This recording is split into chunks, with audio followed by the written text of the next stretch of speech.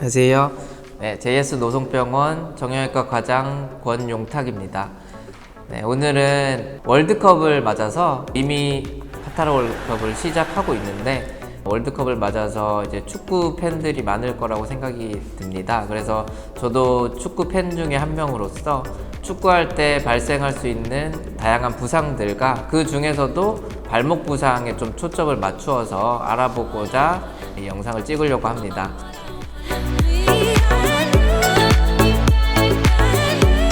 네, 저는 이제 초등학교 때부터 이제 축구를 하기 시작해서 뭐 중학교, 고등학교 때까지 특히 이제 축구를 많이 좋아했고 많이 했습니다. 그래서 보통 이제 체육 시간에 남자들이 항상 이제 축구하러 나가듯이 나갔고요. 그때까지는 어쨌든 동네 축구 위주로 이제 축구 운동을 많이 했고, 그 다음에 대학교 와서도 뭐 동아리 활동을 하고, 의대 다닐 때도 의대 동아리, 축구 동아리를 했었고요. 그러면서 지속적으로 운동을 했었습니다. 그래서 그냥 단순히 축구 좋아하는 정도가 아니라 굉장히 뭐 전술적이나 이런 것도 많이 운동을 하면서 배웠고, 근데 예전에는 사실 그런 식으로 축구를 많이 했었었는데 어쩔 수 없이 제가 뭐 인터 레지던트 하는 기간에는 사실 시간이 없어서 안 한 지는 좀 되긴 했습니다만, 그래도 가능하면은 또 축구를 해보려고 생각하고 있습니다. 근데 축구가 워낙에 좀 거칠고 체력을 많이 요하는 운동이라서 아무래도 오랜만에 하려니까 좀 힘든 게 있고, 체력을 좀 늘려가지고 축구를 좀 해보려고 하고 있습니다. 네, 우선은 가장 최근에 손흥민 선수가 프리미어리그 경기를 하다가 다친 게 적이 있었는데요. 그래서 수술을 받았고, 그래서 월드컵에 참가를 못할 수도 있다고 얘기가 많이 나왔었는데 참가할 수 있게 해서 다행이고요. 손흥민 선수는 이제 얼굴 쪽에 부상을 입었는데 안화골절이라고 하는 부상을 입었고요. 그래서 그 골절에 대해서 뼈를 좀 맞춰주는 수술을 한 것 같고, 제가 이제 카메라로 봤을 때는 붓기도 아직 좀 남아있는 것 같은데, 근데 저는 이제 뭐 얼굴 쪽으로 전문가 쪽은 아니지만 정형외과 쪽으로 보통 뼈를 봤을 때 뼈가 붙는데 사실 최소한 4에서 6주 정도는 봐줘야 되는데요. 얼굴 쪽은 아무래도 좀 빨리 3에서 4주 정도를 봐야 되는 걸로 알고 있습니다. 저도 축구를 많이 오랫동안 하면서 많이 부상당한 적이 많은데요. 축구를 하면서 발생할 수 있는 부상 중에는 가장 먼저 이제 발목 부상이 가장 흔하다고 알려져 있고요. 그 다음에는 이제 무릎 부상, 그리고 흔히들 알고 있는 햄스트링 이제 부상이라고 해서 허벅지 쪽 부상도 많이 다칠 수가 있고, 그 외에 이제 몸끼리 부딪히기 때문에 위쪽 상반신 부상도 많이 있을 수가 있습니다. 그래서 그 중에서 이제 발목 부상 빈도가 가장 높고, 실질적으로 축구를 해보면은 경미한 부상도 많지만 발목을 약간 삐끗하고 발목을 아파하는 사람들이 가장 많기 때문에 오늘은 발목 부상에 초점을 맞춰서 좀 얘기를 해보려고 합니다.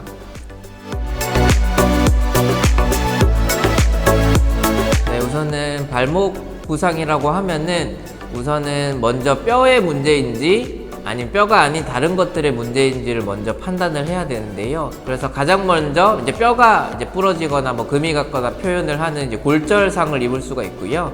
만약에 이제 엑스레이를 찍어봤는데 골절이 아니다라고 판단이 된다면은 나머지 외적인 것들은 이제 뭐 인대나 근육 손상이라고 할 수가 있겠습니다. 그래서 먼저 골절상이 아니라면은 발목을 다쳤을 때 저희가 보통 삐었다고 얘기를 하는데 삔 정도에 따라서 좀 나눌 수가 있겠습니다. 그래서 이렇게 발목을 삐었다라고 표현하는 걸 보통 저희가 의학적으로는 발목 염자라고 표현을 하고요.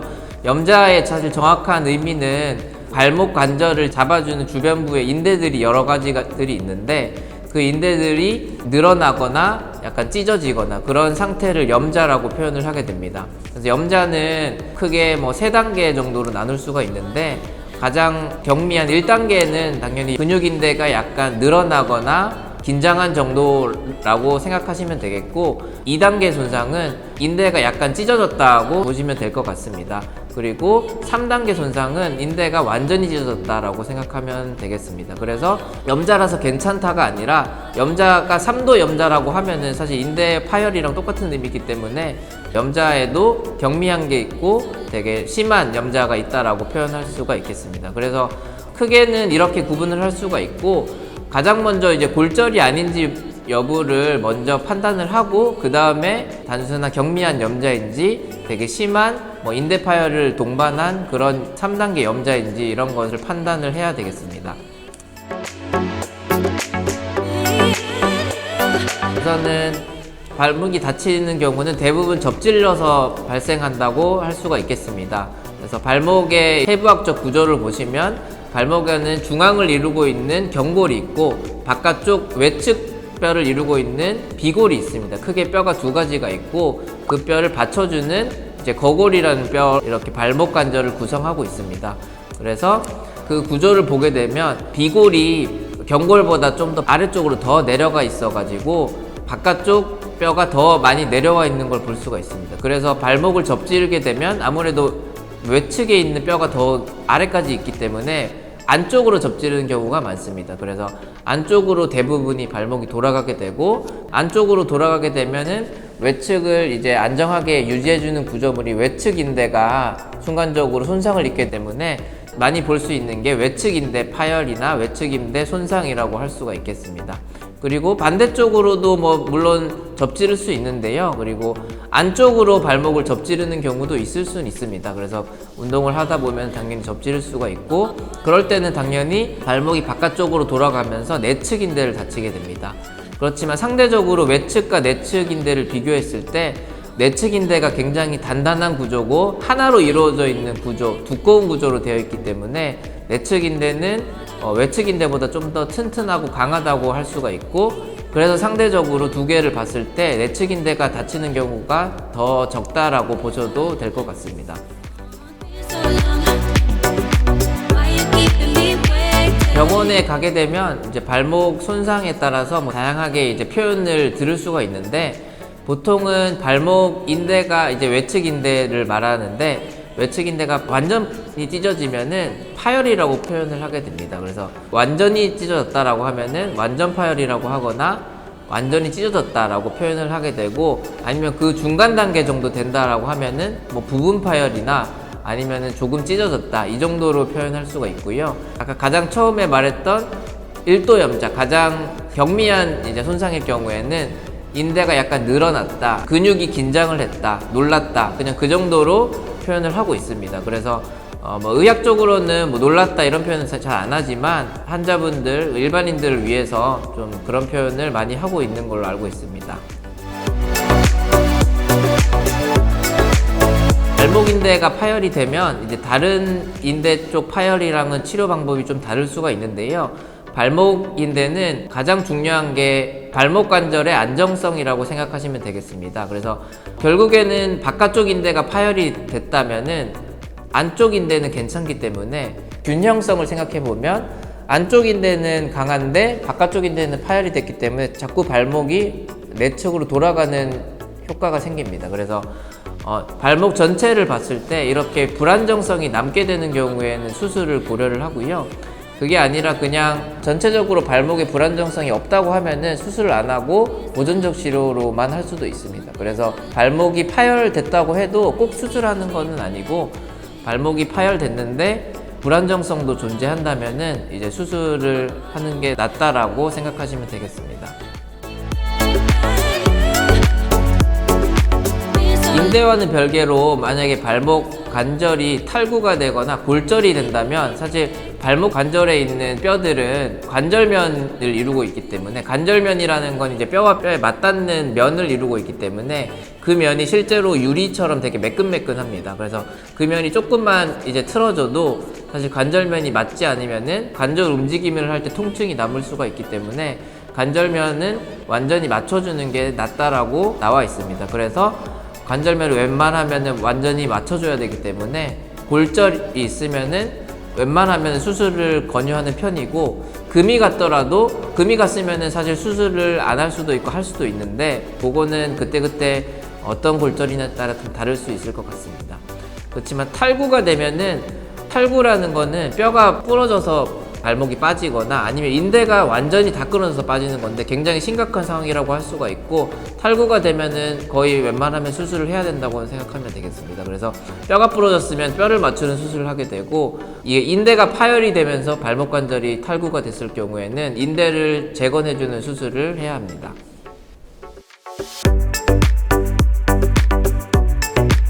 손상에 따라서 발목 회복 기간은 달라질 수가 있는데, 일단은 운동을 하면서 생긴 단순 염자, 그냥 인대가 좀 늘어나거나 근육이 긴장한 상태 정도라면은 넓게 2-3주 정도라고 보시면 될 것 같습니다. 근데 이게 저 같은 경우는 환자가 이제 왔을 때의 상태에 따라 다른데, 환자가 걷는데 크게 문제가 없는 정도면은 그냥 2-3주를 그냥 지켜보는 편이고, 만약에 걸어 다니는데 절뚝거리거나 통증이 있다고 하면은 기부스를 하는 게 좋다고 생각을 합니다. 그래서 기부스를 한 2주 정도를 권유를 하는 편이고, 기부스 2주 정도, 2주 이상 하는 거는 권유하진 않습니다.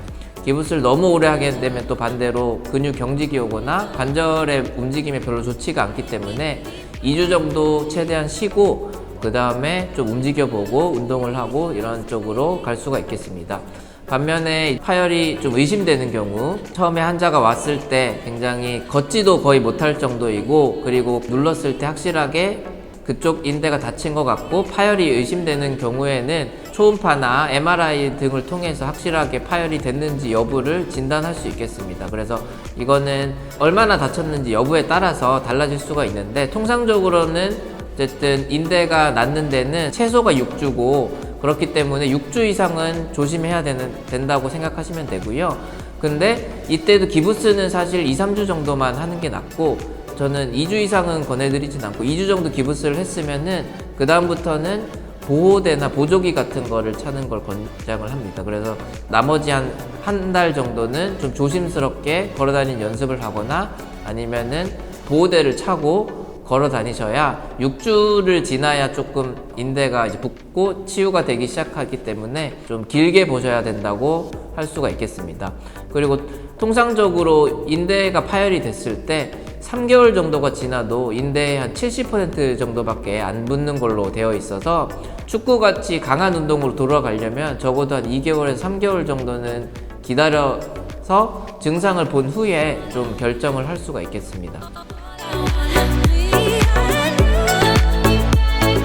발목이 한번 이제 삐게 되면은 결국엔 인대에 손상이 있게 되는 건데, 아까 말했듯이 인대가 파열이 됐더라도 3개월이 지나도 70% 정도밖에 회복이 안 되고, 나중에 시간이 더 지나도 100% 회복은 안 됩니다. 그렇지만 인대들끼리 좀 엉겨붙고, 인대가 섬유질로 돼 있어서 자기네들끼리 엉겨붙는 게 있습니다. 그리고 주변 조직들도 다 엉겨붙기 때문에 어느 정도는 치유가 되지만, 통증이 별로 없어져서 본인은 치유가 다 됐다고 생각할 수가 있지만, 실제로는 정상 인대가 100%라고 했을 때 70-80%밖에 치유가 안 됐습니다. 그 다음에 또 삐게 되면은 당연히 더 치유가 회복이 느려지게 되고, 한번 이렇게 인대를 다치게 되면은 결국에는 안정성이 조금은 떨어지게 됩니다.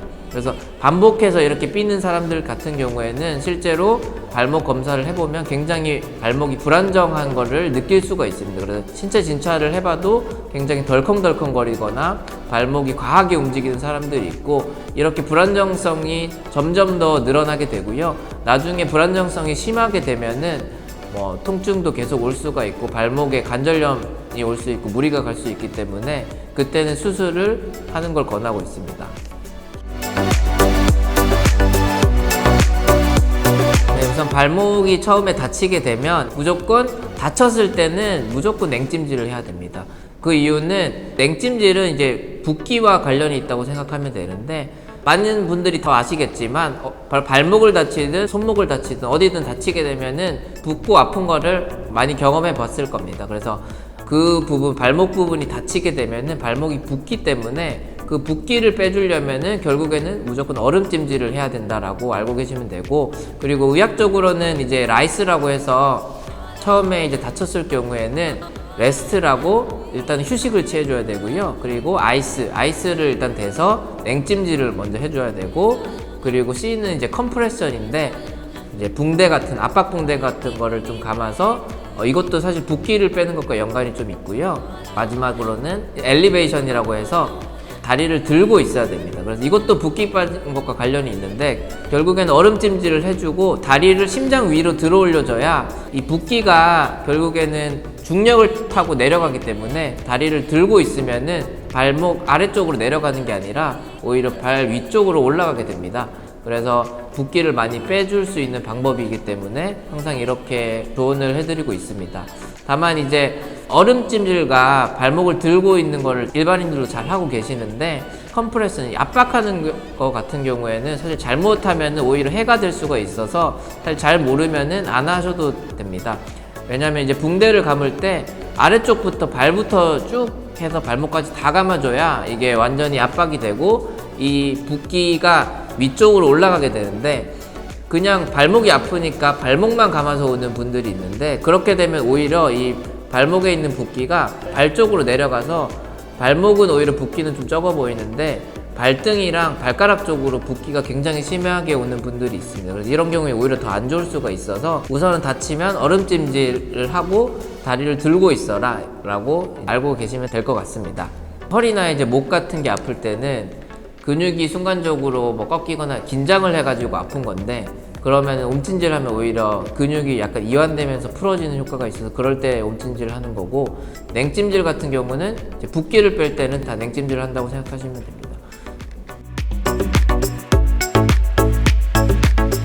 발목을 다치게 되면 아까 말했듯이 대부분이 외측 인대를 다치게 됩니다. 바깥쪽 인대를 다치게 되는데 기전을 살펴보면은 대부분 이렇게 안쪽으로 접지르면서 바깥쪽 인대를 다치기 때문에 당연히 이 다치게 만들었던 이 자세는 피하는 게 좋습니다. 그건 대표적인 자세가 이제 양반다리를 하는 자세. 양반다리를 하게 되면 발목이 안쪽으로 돌아가는 자세를 취하기 때문에 이 자세는 좀 피해주는 게 좋을 것 같습니다. 우선은 축구 전에 운동을 하는 게 가벼운 운동을 먼저 하는 게 굉장히 중요합니다. 그래서 축구 선수들도 보면 시합이 시작되기 전에 항상 몸을 푸는 장면이 나오는데요. 축구 선수들도 당연히 몸을 풀기 때문에 일반인인 저희가 근육이 더 없는 저희는 무조건 몸을 풀어야 됩니다. 그래서 뭐 동적 운동도 해야 되고 정적 운동도 해야 되는데 동적 운동은 당연히 이제 몸을 움직이는 동작을 말하고요. 가벼운 조깅이라던가 뛰는 운동 동작을 해주는 게 좋고 그리고 축구가 대부분 단기적인 빠른 스피드를 내는 운동을 하기 때문에 간단한 조깅이랑 같이 해주는 게 좋을 것 같습니다. 그리고 정적 운동으로는 이제 제자리에 서서 온몸을 풀어주는 스트레칭을 해야 됩니다. 축구에는 대부분 다리 근육을 이용하지만 팔 근육과 다리 근육, 뭐 허벅지 근육, 나머지 몸 근육까지 다 쓸 수가 있기 때문에 그리고 몸싸움도 실제로 많은 운동이고요.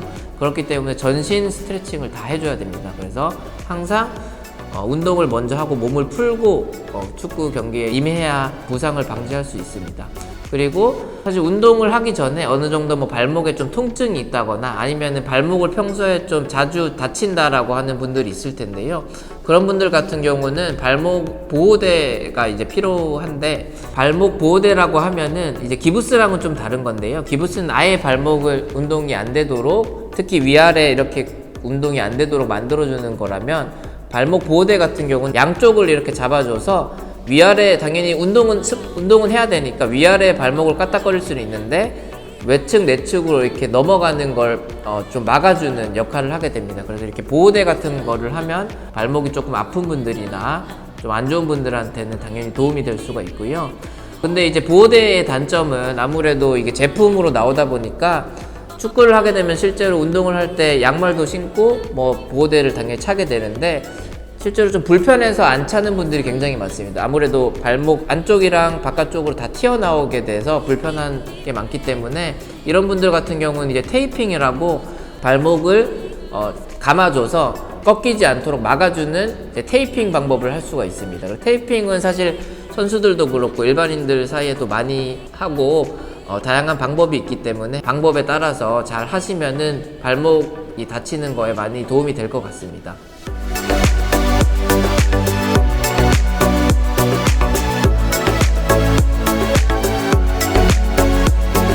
저는 뭐 개인적으로는 당연히 뭐 누구나 아시는 손흥민 선수는 뭐 굳이 언급을 안 하겠고 월드컵이 얼마 남지 않아서부터 굉장히 나폴리에서 이슈가 되고 있는 김민재 선수가 아무래도 이번 월드컵 때 굉장히 좀 활약을 해가지고 지금도 많이 이제 평가가 높은데 더 평가가 높아지지 않을까 그렇게 생각하고 있습니다. 그래서 김민재 선수가 많이 잘 해주셔서 가지고 수비만 잘해서 지지 않는 경기를 하면은 충분히 또 승산이 있으니까요. 잘해주셔서 또 16강에 갔으면 좋겠습니다. 김민재 화이팅! 네, 이상 오늘 이제 월드컵 관련해서 발목 부상에 대해서 알아봤고요. 이제 저희 한국 대표팀이 월드컵에 이제 본선에 나가서 제 개인적인 바람으로는 사실 뭐 꼭 16강에 진출했으면 좋겠습니다만 지더라도 아름답게 패배하는 모습 보여주면은 굉장히 보는 축구 팬으로서 행복하고 되게 즐겁게 볼 수 있을 것 같습니다. 네, 감사합니다.